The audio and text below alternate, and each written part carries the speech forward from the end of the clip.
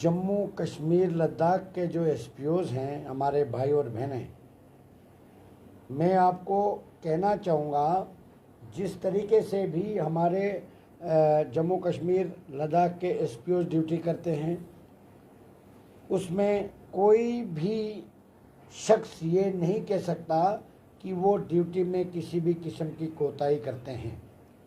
एक तरफ से इनकाउंटर होता है, हमारा एसपीओज़ भाई सबसे पहले वहाँ पर होता है क्योंकि उसको देश की हिफाजत करने का जज्बा उसके अंदर कूट कूट के भरा हुआ है।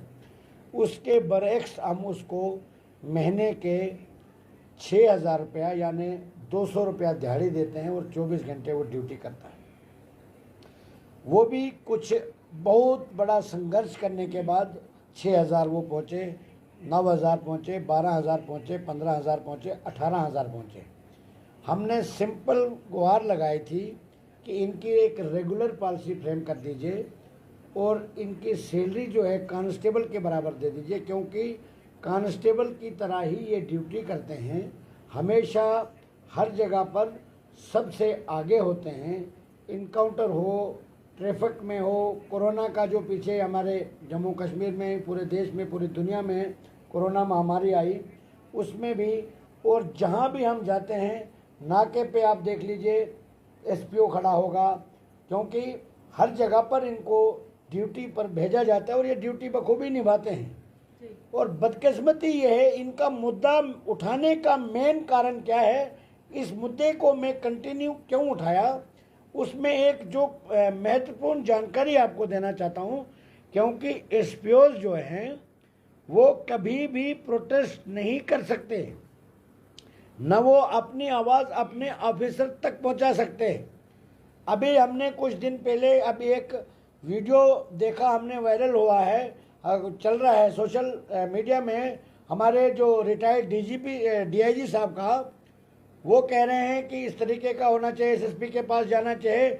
हमारे पास कई फाइलें ऐसी है कि जो डीजीपी साहब ने 10-10 बार लिखा है, साइटेशन की केस उनको कन्वर्शन के लिए किए हैं, वो पेंडिंग है, बहुत सारी चीज़ें हैं। अब आजकल जब इलेक्शन की थोड़ी सी चिंगारी उठी है तो सारे लीडर एक्टिवेट हो चुके हैं, सारे पॉलिटिकल पार्टियां एक्टिवेट हो गई है, और कई लीडरों को जो मैंने पिछले कई अरसे से ये मेहनत की है वो भी रास नहीं आ रही है। मैं ये कहना चाहता हूँ कि जो एसपीओज़ 40,000 के करीब एसपीओज़ हैं, क्योंकि कुछ रिटायरमेंट जो रिटायर्ड हैं एसपीओज़ उनकी बात करूँगा, कुछ एसपीओज़ ऐसे हैं जो रिटायर हो गए हैं, कुछ एसपीओ जो डिसएंगेज कर दिए गए हैं। जिसमें एक महत्वपूर्ण बात बताना चाहूँगा, हमारे जो सुप्रीम कोर्ट में हमने पिटीशन फाइल की है उसमें मुमताज़ बेगम के नाम पे सुप्रीम कोर्ट में पिटीशन फाइल हुई है। वो एज एसपीओ काम कर रही थी और 1 महीना डिलीवरी के लिए वो छुट्टी पर गई थी, और जब 1 महीने के बाद वो वापस आई उसको डिपार्टमेंट ने डिसएंगेज कर दिया था। कोई भी दुनिया में ऐसी कानून नहीं है कि जो किसी हमारी बहन के साथ, हमारी जो कोई किसी भी जगह पर लेडीज़ को ये अधिकार है, महिला को ये अधिकार है कि वो छुट्टी जा सकती है, और उसको 3 महीने तक उसको बिल्कुल इजाज़त है जाने की, और उसके बावजूद भी वो सुप्रीम कोर्ट के पास हमने गुहार लगाई है, और सुप्रीम कोर्ट हमें लगता है कि जो बनता होगा उनका राइट, जो हक उनका बनता होगा उनको मिलेगा। और हमारे जो जम्मू कश्मीर लद्दाख में इस वक्त एसपीओज़ हैं, देश के प्रधानमंत्री तक मैं पहुंचा हूं, आपके चैनल्स के माध्यम से कई बार मैंने वो लेटर शेयर भी किए, होम मिनिस्टर साहब के मैं पास पहुंचा हूं, जो देश की सबसे बड़ी अदालत यानी सुप्रीम कोर्ट ऑफ इंडिया, वहां तक मैं पहुंचा, और वहां से ऑनरेबल सुप्रीम कोर्ट ने डायरेक्शन दी है ऑनरेबल हाई कोर्ट के, और हाई कोर्ट ने बाकायदा तौर पर पिटीशन फाइल हुई और उसके नोटिस इशू हो चुके हैं 1-2 महीने पहले, और 21 सितंबर को उसकी हेयरिंग है। अभी तक डीजीपी साहब ने रिप्लाई तक फाइल नहीं किया है, और यहाँ पर कुछ रिटायर्ड पुलिस ऑफिसर जो पॉलिटिकल पार्टियों के साथ जुड़े हैं, मंत्री बनना चाहते हैं, जम्मू कश्मीर की हुकूमत चलाना चाहते हैं, मैं उनको ये बताना चाहूँगा कि जो चीज़ आप कहते हैं, जो आप बयान देते हैं, थोड़ा सोच समझ के बयान दीजिए। हर एक हिंदुस्तानी शहरी को यह अधिकार है अपनी आवाज़ को उठाने का।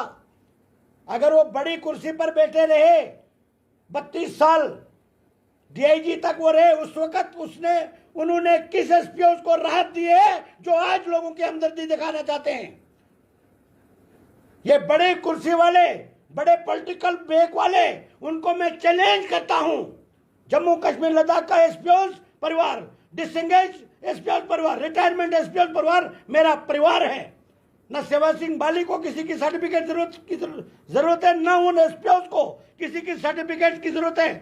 कहीं भी किसी भी एसपीओ के साथ नाइंसाफी होगी, सेवा सिंह बाली आपको हर जगह पर खड़ा नजर आएगा। बाली साहब, लेकिन मतभेद क्या हुए? क्योंकि आप एक ऐसी सियासत से ताल्लुक रखते हैं जो पैंथर्स पार्टी पूरी तरह से दमखम से, आप भी प्रोफेसर भीम सिंह के साथ बैठे हुए थे जब प्रेस कॉन्फ्रेंस हुई थी एसपीओ के लिए, तो उस समय सबने कहा था कि ट्रेड यूनियन का एक अहम कड़ी है आप। तो मतभेद क्या हुए आपके और पैंथर्स पार्टी के बीच में कि आज आप आम आदमी पार्टी में शामिल हुए? नहीं, मतभेद पैंथर्स पार्टी का तो इसमें कोई रोल ही नहीं है, न कोई किसी के साथ मतभेद है। मैंने पैंथर्स पार्टी के जो हमारे जो चीफ है प्रोफेसर भीम सिंह जी, आम आदमी पार्टी में ज्वाइन होने के बाद भी मैं उनसे मिला, क्योंकि वो मेरे पॉलिटिकल गुरु हैं। मैंने उनसे काफ़ी कुछ सीखा है। मैं आज भी उनसे आशीर्वाद लेके चलता हूं, और किसी भी पॉलिटिकल पार्टी या किसी भी पैंथर्स पार्टी के लीडर के साथ मेरा कोई भी गिला शिकवा नहीं है। क्या उन्होंने आपको रोकने की कोशिश की कि आप रुक जाइए, समय दीजिए इस पार्टी को? नहीं, वो तो अब मैं क्या बताऊं आपको, वो तो कोशिश जरूर की थी, मगर जब हमें नहीं लगा, क्योंकि लोगों के साथ मैं आपको सिंपल बात बताना चाहूँगा कि काफ़ी लोग जो हैं मेरे ऊपर उम्मीदें बनाए बैठे थे, और मुझे नहीं लगा कि मैं उनको वहाँ पर उस किस्म की राहत दे सकूं, क्योंकि ये बड़े बड़े मगरमच्छ बैठे हैं पूरे जम्मू कश्मीर के अंदर, जो प्रधानमंत्री के लेटर को भी इग्नोर कर सकते हैं। वो सेवा सिंह बाली को कब तक बर्दाश्त करेंगे? आपको लगता है दिल्ली का राजनीतिक दल है आम आदमी पार्टी, लगातार हर एक राज्य में प्रचार प्रसार कर रहा है, चाहे पंजाब की बात करें, कहीं और की बात करें, लेकिन आपको लगता है कि आगे आपका भविष्य जो है यहाँ पर बिल्कुल सुनिश्चित होगा? मैं आपको बताना चाहूँगा कि जो आम आदमी पार्टी की बात करना चाहूँगा, आम आदमी पार्टी का जो गठन हुआ है वो एक जन आंदोलन से निकल के उस पार्टी का गठन हुआ है। उसमें लोगों की बात को हमेशा प्रायोरिटी दी जाती है। मैं एक बात बताना चाहूँगा, दिल्ली के डेली वेजर्स को 18,000 रुपया सैलरी मिलती है, जम्मू कश्मीर के डेली वेजर्स को 6700 रुपया सैलरी मिलती है, वो भी कई महीनों के बाद, और कई लोगों ने, कई हमारे भाइयों ने सुसाइड तक कर लिया। अब हम ये बताना चाहते हैं कि हर एक मुद्दे के लिए एक शख्स जो बात करता है, जो उठाता है, बड़े बड़े लीडरों को आज याद आ रही है, कोई वीडीसी के लिए, कोई वीडीसी का खड़पेच बना है, कोई दूसरे का खड़पेच बना है। मैं कहता हूं, मैं तो 100 बार कहा, जो भी पॉलिटिकल पार्टी इन लोगों का काम करेगी, सेवा सिंह बाली सबसे पहले उनको सलूट करेगा, उनको थैंक्स करेगा, उन 40,000 परिवार की तरफ से। ये मेरा कोई जाती मसला नहीं है, ये उन लोगों के साथ जुल्म जो है वो मैं बर्दाश्त नहीं कर सकता हूं, क्योंकि वो बोल भी नहीं सकते। वो अगर किसी ऑफिसर के पास अपनी आवाज लेके जाते हैं, उनको बाहर निकाला जाता है। ये हमने हजारों जगह पर देखा है।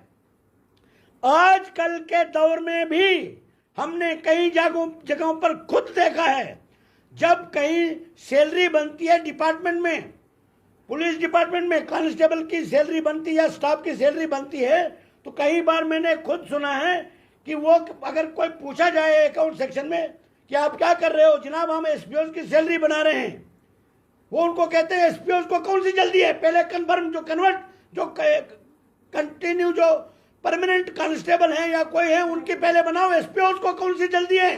क्या एसपीओ पुतले हैं, मिट्टी के पुतले हैं जो 24 घंटे ड्यूटी करते हैं? जब ये बड़े बड़े ऑफिसर, बड़े बड़े लीडर अपने घरों में एसी के कमरों में सोए होते हैं, उस वक्त भी ये एसपीओ बाहर गर्मी में हो, सर्दी हो, वहां पर खड़े होते हैं। इनकी आवाज उठाना क्या गुनाह है? सुप्रीम कोर्ट तक में गया। शर्म आ जानी चाहिए इन लीडरों को भी और जम्मू कश्मीर के डीजीपी साहब को भी। और एक बात और बताना चाहूंगा, ये आप रिकॉर्ड रखिए मेहरबानी करके। मुझे ऐसा लग रहा है जम्मू कश्मीर के कहीं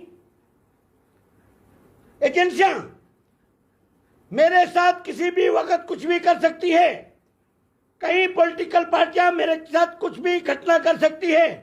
अगर मेरे साथ, मैंने पहले भी दिल्ली में भी यह बात की है, क्योंकि मुझे लगता है कि मेरी मेहनत बहुत से लीडरों को रास नहीं आ रही है, इसलिए मैं आपके चैनल के माध्यम से यह ऑन रिकॉर्ड कहना चाहता हूं कि जम्मू कश्मीर के एलजी साहब को चाहिए, हमें तुरंत प्रॉपर सिक्योरिटी कवर मिलना चाहिए। अगर किसी भी वक्त मेरे साथ कोई भी घटना घटती है, उसके रिस्पॉन्सिबल जम्मू कश्मीर के एलजी साहब और जम्मू कश्मीर के डीजीपी साहब होंगे, क्योंकि मैं विदाउट सिक्योरिटी, मुझे जहां भी जाना पड़ता है विदाउट सिक्योरिटी जाना पड़ता है। क्या कारण है? यहां पर जो एक आदमी का लीडर है उसका को प्रोटेक्शन दी गई है, जो देश में काम करता है, जो पूरे कई रियासतों में घूमा, जम्मू कश्मीर के हर डिस्ट्रिक्ट में जाता हूं, हर डिस्ट्रिक्ट में मेरे लोग हैं, मेरे चाहने वाले हैं। क्या मेरा यही गुनाह है कि मैं गरीब जनता की आवाज उठाता हूं तभी मुझे दबाया जाता है? और डीजीपी साहब एक बहुत बड़े पॉलिटिकल बैग या बड़े घर से ताल्लुक रखते हैं, वो गरीब की आवाज को दबाएंगे क्या? ऐसा कभी नहीं होगा। लाखों लोग जम्मू कश्मीर में मेरे फॉलोअर्स हैं, जो मेरी बात के साथ जुड़े हुए हैं, मेरे साथ हमदर्दी जताए हुए हैं। और हर वक्त वो भी मुझे बार बार कहते हैं, क्योंकि आजकल इलेक्शन का टाइम आने वाला है, जम्मू कश्मीर में इन राजनेताओं की जमीनें खिसक चुकी है, इन लोगों को बड़ा तकलीफ है, क्योंकि मैंने जिस तरीके से ये इलेक्शन में एक्टिवेट होते हैं, मैं हमेशा लोगों की आवाज के साथ बना हुआ रहता हूं। आज किसी पॉलिटिकल पार्टी को आज भी कोई पता नहीं है। आज भी मैंने एक मेमोरेंडम दिया है एडवाइजर साहब को, बताना चाहूंगा। आज 13 तारीख की बात करूंगा।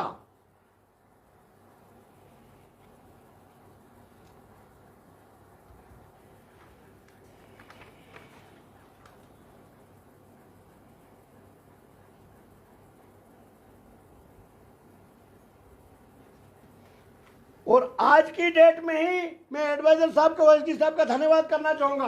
उन्होंने तुरंत एक्शन लेते हुए आज की डेट में ही डीजीपी साहब को यह फरियाद जो है फॉरवर्ड कर दी है, जिसमें हमने ये मांगा है कि जम्मू कश्मीर के अंदर जितने भी एसपीओज ने इलेक्शन ड्यूटियां दी है, चाहे वो पंचायत इलेक्शन हो, असेंबली इलेक्शन हो, डीडीसी इलेक्शन हो और बीडीसी इलेक्शन हो, जिस तरीके से कांस्टेबल या बाकी एम्प्लॉइज को इलेक्शन की एडिशनल सैलरी मिली है, एसपीओ, कहीं एसपीओ जो रिटायर्ड भी हो चुके हैं, उन्होंने हमारे पास ये शिकायत की कि जनाब हमें इलेक्शन ड्यूटी करने के बाद भी हमने प्राइवेट गाड़ियां किराए पे लेके 4-4 हजार 5-5 हजार रुपए किराया देके और उस जगह पर पहुंचे, और जो हमारे साथ selection grade constable, head constable थे, उन सबको इलेक्शन की एडिशनल पे मिली और हमें आज तक वो पैसा नहीं दिया गया। फिर वही बात आती है, क्या ये एसपीओ पुतले हैं? क्या मिट्टी के पुतले हैं? हर जगह पर इनके साथ नाइंसाफी क्यों होती है? ये एक पहली मांग हमने की है कि जम्मू कश्मीर के अंदर जितने भी हमारे एसपीओ भाइयों ने बहनों ने इलेक्शन ड्यूटी दी है, उनको डीजी साहब को चाहे तुरंत उनकी इलेक्शन की एडिशनल सैलरी दी जानी चाहिए। नंबर 2, जो रिटायर्ड किए गए एसपीओ उनको रिट बेनिफिट दिया जाना चाहिए। और दूसरी बात, जो यूनिफॉर्म का 3,000 रुपए इनको आता है, 1,500 ही दिया जाता है, क्यों? बाकी पैसा कहां जाता है? इनको क्यों नहीं दिया जाता? उसके बाद जो हमारे एसपीओ भाई नौकरी कर रहे हैं, आज हर वक्त ड्यूटी कर रहे हैं, उनकी डीजी साहब की रिपोर्ट के मुताबिक डीजी साहब ने कहा हमारे पास इनके लिए बहुत सी पॉलिसियां हैं, जिसमें साइटेशन, सपोर्ट से रिलेटेड केसेस, आईटीआई जो भी ट्रेड के साथ जुड़े हुए लड़के हैं एसपीओ, उनको हम कन्वर्ट कर देते हैं कांस्टेबल या फॉलोअर। डीजी साहब ने खुद चौक लिखा है, 3 साल तक उसकी बोर्ड मीटिंग भी नहीं की। जो ये खुद लिखते हैं कि हमारे पास ये पॉलिसी है, अपने लिखे हुए कागज पर भी ये उतरते नहीं हैं। ये है जम्मू कश्मीर पुलिस के चीफ की हालात। क्या ये गुनाह करते हैं? हम बोलते हैं तो हमने सुप्रीम कोर्ट में बोला है, मैंने देश के प्रधानमंत्री को पूरी डिटेल मेमोरेंडम दिया है और उन्होंने उस पर संज्ञान भी लिया है। उन्होंने जम्मू कश्मीर के चीफ सेक्रेटरी को लिखा है, वो मेरे पास कॉपी है, अभी इसी महीने में मैं लेके आया हूं। और उसमें मैंने लिखा है कि जम्मू कश्मीर के डीजीपी साहब गवर्नमेंट, सेंट्रल गवर्नमेंट को गुमराह कर रहे हैं और जो भी स्टेटमेंट वो दे रहे हैं वो हकायक से दूर हैं। आज 13 सितंबर के दिन कहना चाहता हूं, कहीं एसपीओ के जो केसेस हैं पुलिस हेडक्वार्टर यानी डीजीपी साहब के दफ्तर में पेंडिंग है, जिसमें नंबर 1 साइटेशन जो डीजी साहब ने खुद लिखा है, साइटेशन सपोर्ट्स और आईटीआई डिप्लोमा होल्डर, उनके केस आज भी पेंडिंग है। क्या उनको कंफर्म क्यों नहीं किया जाता है?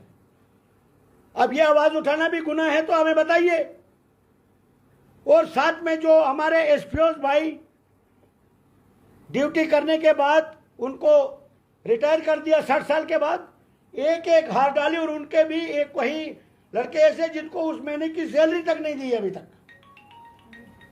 और हमने दूसरी बात इसमें यह लिखी, जो ऑनरेबल हाई कोर्ट की तरफ से नोटिस इशू हो चुके हैं, 21 सितंबर को हेयरिंग है, अगर उससे पहले रिप्लाई नहीं आता है, उसके बाद जो मैंने कहीं अरसे से नहीं चाहा था कि मैं एसपीओ के परिवार जो है वो मुझे बार बार प्रेशर कर रहे हैं कि हम प्रोटेस्ट करेंगे, हम सड़कों पर आएंगे। एसपीओ प्रोटेस्ट नहीं कर सकते, मगर उनके पीछे 40,000 फैमिलीज है, वो कहते हैं हम सड़कों पर आए।